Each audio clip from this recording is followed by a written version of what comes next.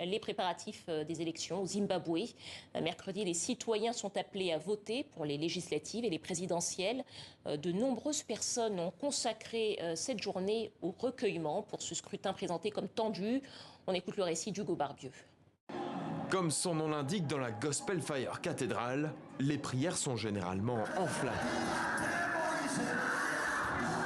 Mais ce dimanche, les prêches avaient surtout des accents politiques. À 3 jours d'un scrutin annoncé comme tendu, ces fidèles prient avant tout pour que les élections se déroulent dans le calme.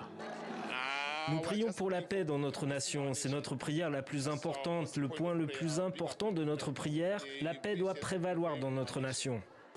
J'espère simplement que nous pourrons avoir la paix dans notre pays.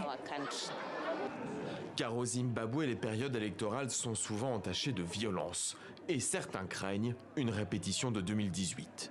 Une année où l'armée avait ouvert le feu sur des manifestants de l'opposition, tuant au moins 6 personnes. Aujourd'hui encore, l'ONG Human Rights Watch dénonce des techniques d'intimidation de la police qu'elle dit être partisanes. Aucun camp politique n'est pourtant mis en valeur dans ses prières, assure le pasteur Mukaro, même si les vitraux de sa cathédrale sont peints en jaune, couleur de l'opposition. On ne traite ici, dit-il, que de questions spirituelles.